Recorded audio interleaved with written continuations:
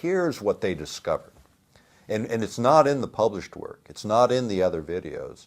It's not in that material. But here's the conclusions after all of it. And I met the Northwest field director, got to know him real well over the years, of the Mankind Research Association, the kind of stuff they were doing back in the 70s. And he kept his data. He's got a great box of data talking about all of these experimentations.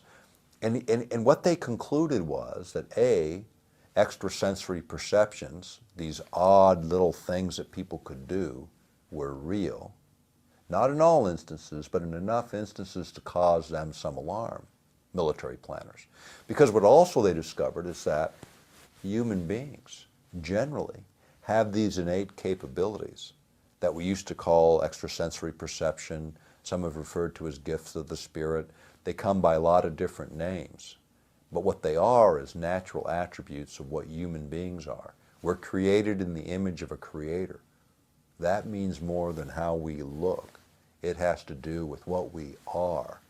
And what we are very capable individuals. But in order to reach those higher capabilities, in order to reach those higher states of awareness, in order to actualize your full potential as a human being, you have to be able to slow the mind. You have to be able to create a situation where the mind, if you were to look at it with an EEG and look at the brain activity, you get very coherent, very rhythmic patterns, the kind associated with the emotions of love and empathy and compassion. Same kind of patterns show up. Higher ordered thinking is associated with these coherent patterns, these rhythmic patterns. Fear, flight responses, anger, hate, you get incoherent patterns all over the map at a higher amplitude, at a higher pulse rate, that indicate agitation, confusion, the inability to think.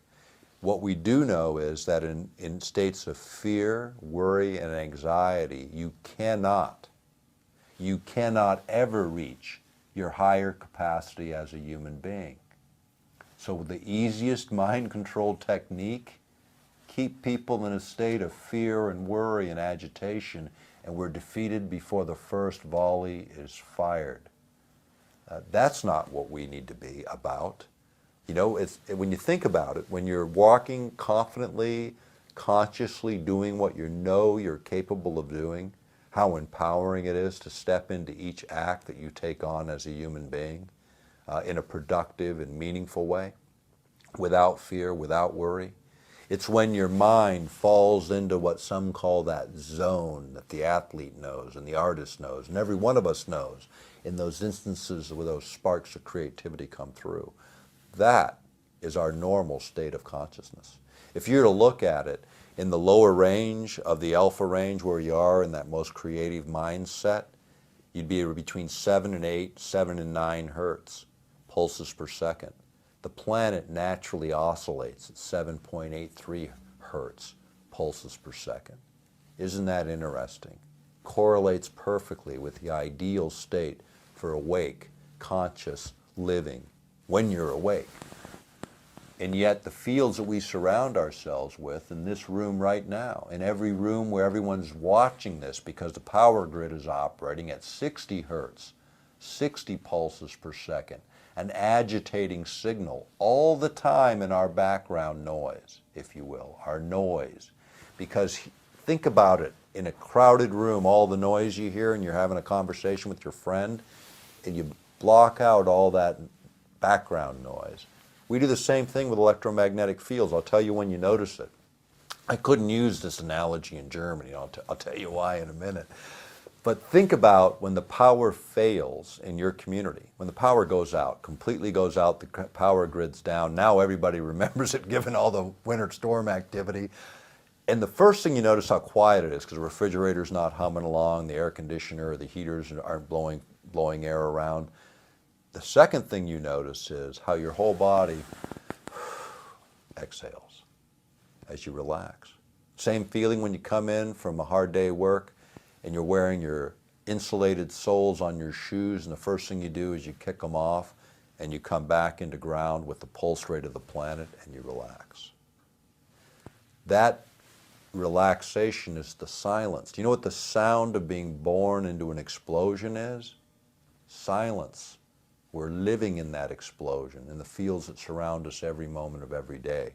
When I used that analogy this last year in Stuttgart, everybody looked at me like I was crazy when I said, you know when the power fails. It never fails in Germany. People with gray hair never remember a power failure since World War II ended. You know, I mean, we don't even think about that. I mean, you talk about the contrast in technology. I can't even use the same analogy in Europe because it doesn't make sense because their technology happens to run smoother. And we invented the power grid for all practical purposes. But again, you know, I say it humorously, but at the same time recognizing under all this are these very real effects that we have to recognize. So how do you learn how to control you? You know, people ask me all the time, you know, you talk about a lot of technologies, generate a lot of concern, some levels of anxiety. That's not my intention. My intention is to inform so we can begin to think about this stuff in a productive, constructive way and how we address it. But more importantly, the more important part of this message and anything that I've said in the last couple of days is about the fact that we are more than we think we are. There are no small things. There's only things that are undone. Each thing that we do as individuals matters.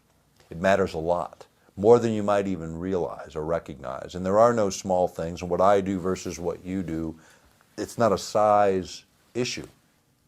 It's getting the work done. All of us have a sphere of influence, and we need to assert ourselves in that sphere of influence. What that means is it might mean that we have a conversation with our family or our close friends. We don't feel any anxiety having done that.